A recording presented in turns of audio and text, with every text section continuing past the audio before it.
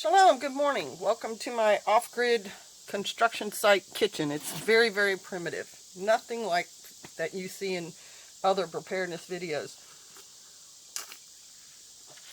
However, I get things done here. And so today's video is about Grandma Pat's Wow. It's such a long title, it's hard for me to say. Grandma Pat's Wild Grape Wine Recipe. And I have made this before. I have a video on this from last summer, but this summer I thought I'd go over it one more time. I'm not going to do it every year. I'm not going to go over her recipe. You can look it up online. If you just type that in, it will come up. It only has 5 ingredients: the grapes, sugar, water, yeast, and a slice of dried bread. So I'll get that yeast out here. It is a specific yeast. It is wine yeast, and you can order it online. It's going to cost a little bit more than normal yeast, but it is specific to wine making, and so that works. Last year, I captured one yeast, and I used that yeast, but this year, we have this from when Pastor made his watermelon wine, so I figure we might as well use it. Anyway, this is the yeast. Here is the bread.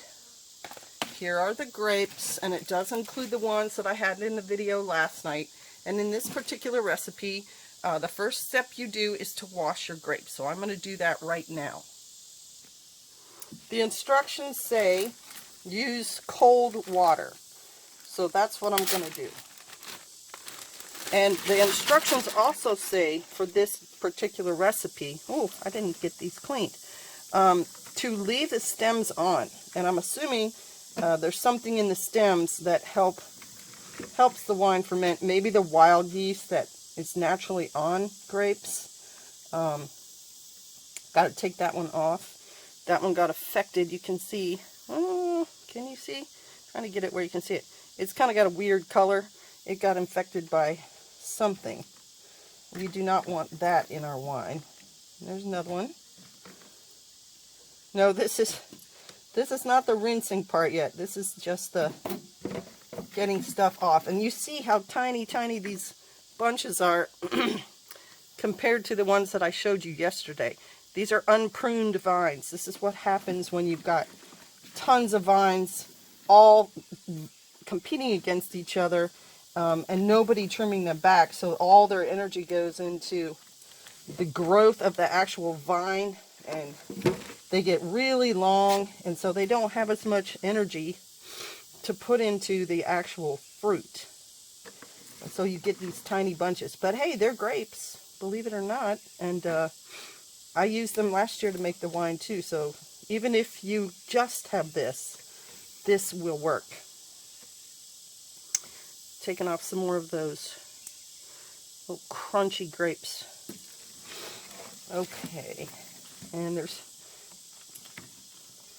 bits of grass and stuff in here. It was so primitive up there. Like I said in my other video, I had to cut the 4 layers of vines back to actually find where these grapes were under all of that. It was that overgrown. But at least I found them, right? That's the really cool part. And you've also heard me say in another video, if the Father's going to give you things like this, if He's going to bless you with His bounty, I feel like I ought to do something with it. And the winemaking is pretty easy. I mean, I would say just as easy as making jam. Okay, so there's those. I'll put these in. Here we go. All right. Which ones would you rather grow? Prune your vines.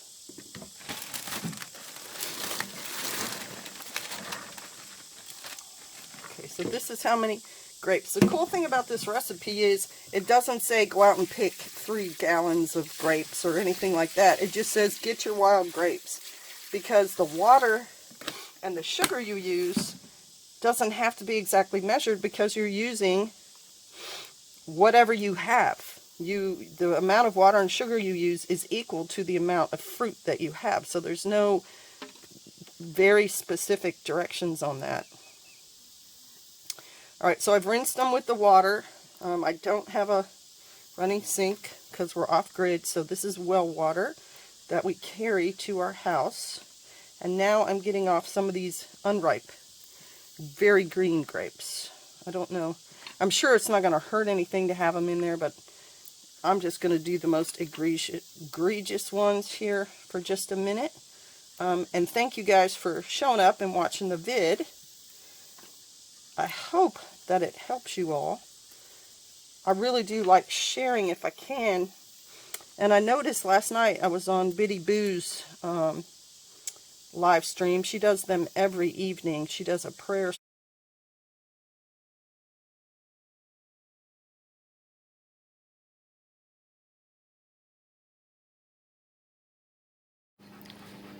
The grapes have simmered now for a little while, and the skins have split. So the directions say you mash the grapes. So I'm mashing the grapes. This is a very technical thing I'm doing here with a super specialized tool. Probably cost 50 bucks. I'm mashing these grapes. I don't know if this is the part where you would be mashing them like Lucille Ball did in that movie. I think these are too hot to mash that way. Okay, and then once these are mashed, you strain them into a non-metallic container. And last time, when I strained them, I used a 5-gallon bucket. I don't have one ready for this specific winemaking situation, so what I have is my water bath canner, which, as you know, is enamel, because you all have them too. And I will strain it into that. And it said through several layers of cheesecloth. I have one of those sack flour sack towels that Walmart sells. And I'm going to strain it through that. So, you know, mashing. The thing is,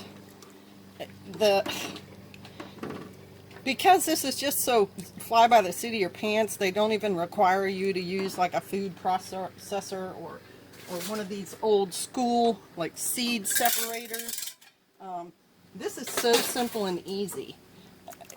You're not going to keep the fruit for the wine. I'm going to keep my seeds because I want to see if I can press them for oil. But, well, how am I going to do that with those tiny little ones? They're big enough. I'm going to keep the stuff for that, but you wouldn't necessarily need to, and you could put all this in your compost pile, feed it to your chickens, things like that.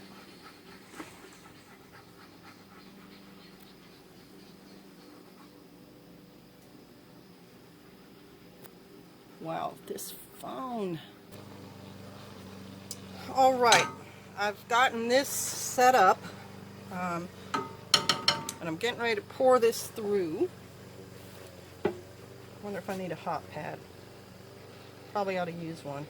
If you notice I changed my dress, you're correct. I had to run an errand while it was simmering, and I got super sweaty, so I had to change from that dress into another dress. Kind of convenient though, the seeds are all sitting right on top. I wonder if I could just do this in 2 iterations and get most of them in the first part and dump them on a paper towel or something, and then do the second part. If I set that up, I'll be right back there with you. And I have to take that top towel off because it's full, but there's another towel under it. I would have had this all planned out, but of course I didn't know that the seeds were going to do that, or else I would have already had this done. And if you can also tell, my kitchen is tiny, and the amount of space I have to work in is very small. It's like, what, 2 square feet, 2 feet by 1 foot. So it's hard to pre-stage a lot of stuff here. It's because there's no room. Alright, so what I'll do is I'll take this cloth I learned this from my one son-in-law. He was down when we were making the blackberry wine. You can squeeze more juice out of that. So I'll do that with that tool there because it's really hot. I don't want to grab that with my bare hands. And get some more juice out of that guy. Maybe twist it a little bit. Oh, that's too hot. Okay, so I will dump these over here.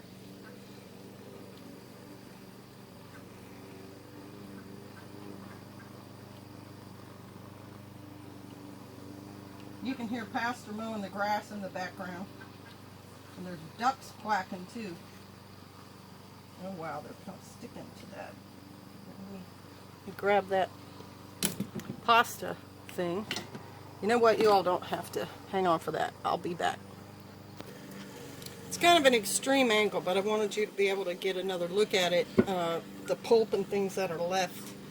I think I will use my seed separator because I've got, you know, the stems and everything in here to get the seeds out and separate the pulp. But you can, I could, with that pulp, put that back in the wine after it has done fermented to give it a different flavor. And sometimes people do that. I mentioned that in my blackberry wine making video. So there's a good chance I'll be doing that with that. And I'll squeeze more of this out, but then we measure the juice that's in the pot under here. And that's where we decide if we're going to do, you know, if it's 20 ounces of fruit, then it's 20 ounces of sugar and 20 ounces of water that we put in the crock.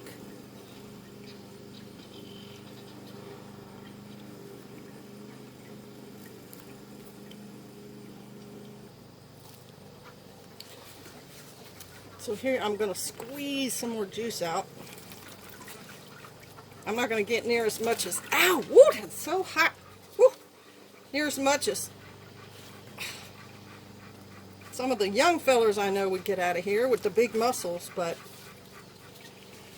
every bit helps. Oh, I'm coming loose a little bit there. Oh, that's hot. Ah. All right, so that's probably good enough there. Ah, it's so hot.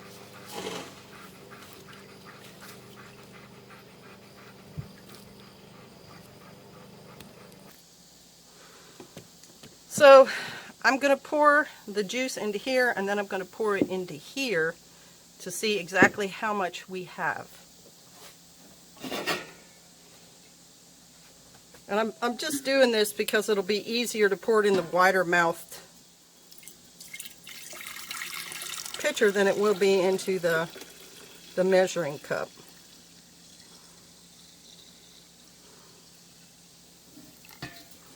Okay, that's almost full. And then this have to go into the crock.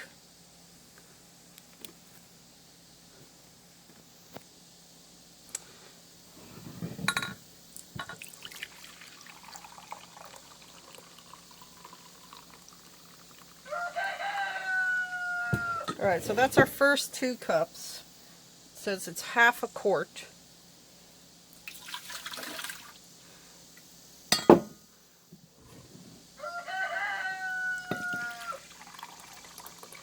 You guys hear? It's rooster o'clock out there. The rooster hears me talking and he's got to talk. Alright, so that's 4 cups. That's 1 quart. He's just got to let me know he's the boss.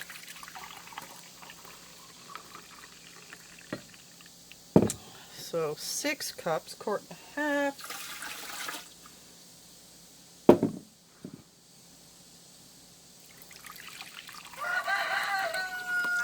Yeah, we hear you, buddy. And got a little bit more. So that'll be 2 quarts. Oh, I can put a little more in there. It smells pretty good. It actually smells kind of like Welch's grape juice right now. It's got a good color too. It's nice, darkish, reddish purple, right? Okay, so that was two quarts, right? So gotta wipe up the mess over there. This makes 2 quarts. Right? And then extra. And then I'll probably just go on Google to find out exactly how many ounces that would be. Okay, so it's just about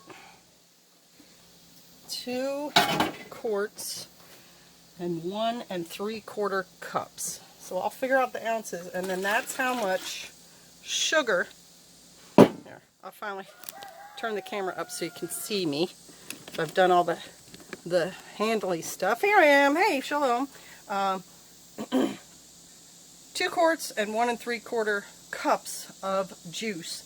I will find that online, and then that is the amount of water and sugar that you put into that crock. And I'll let you in on that too. We're going to measure the sugar, sorry for my armpit right there, we're going to measure the sugar with a dry cup.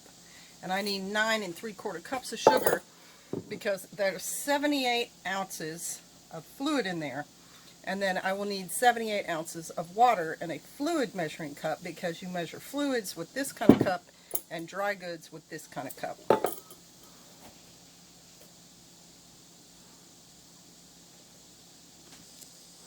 Here's the sugar. It's almost 10 cups. That's a lot, but that's what the recipe calls for. And it does sort of make a, I guess I could show myself pouring that.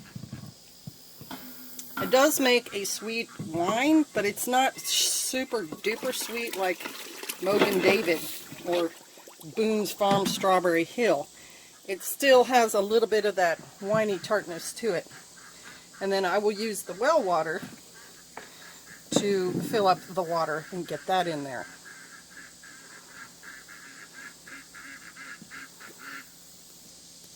This is how the Father works. I just randomly grabbed these 2 water containers, and they, except for that little bit there, which is, I guess, for me to drink, they had exactly 78 ounces of fluid in them. And enough for Sister Kate to have a little bit left over.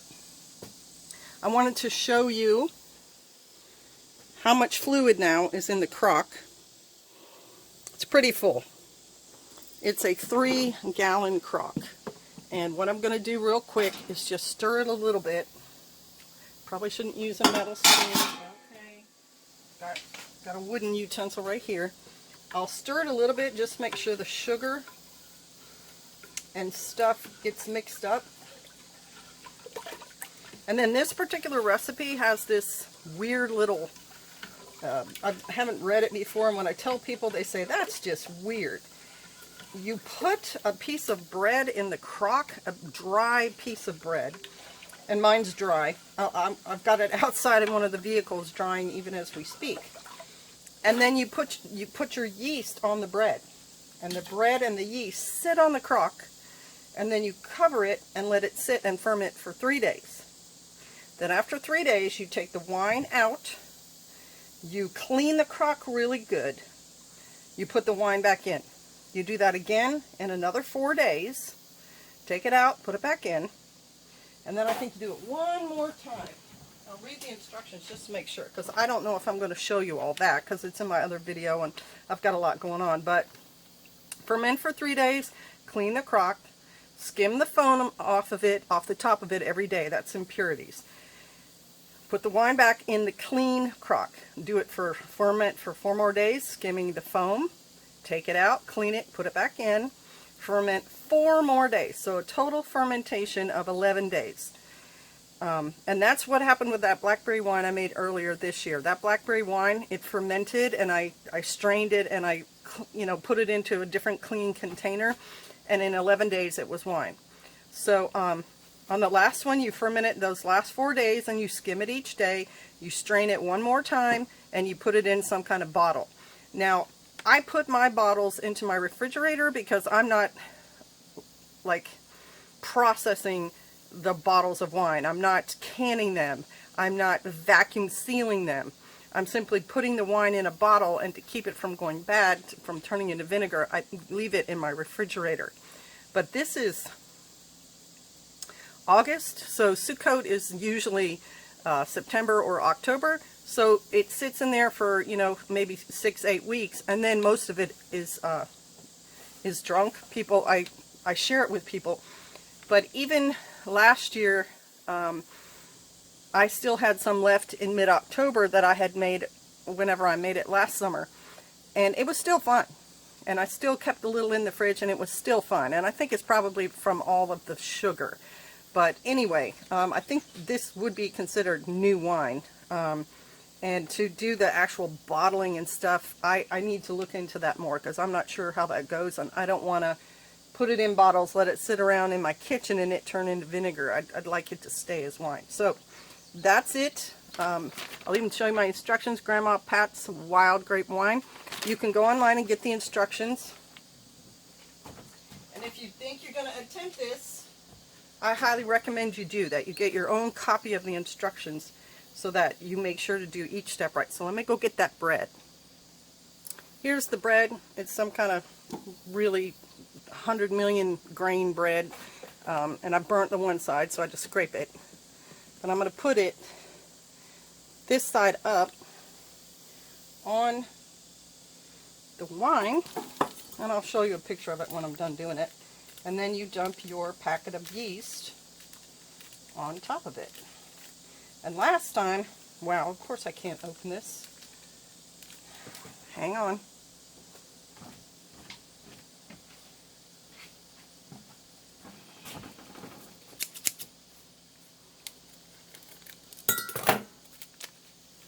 Last time I used a flat hamburger bun, nutritious hamburger bun. So you have this, I think of it as like a little raft. I think it has something to do with the yeast actually getting to the juice at a certain time. It's not all happening at once. It seeps in and it does whatever process it's doing at a regulated rate. That's my best guess. But this is what I did last year. This is what I'm doing this year. And in 11 days, this will be wine. And more than likely, I'll do a video when it's done. All right. Shalom. Thanks for coming along. Bless y'all. Hope you have a wonderful day.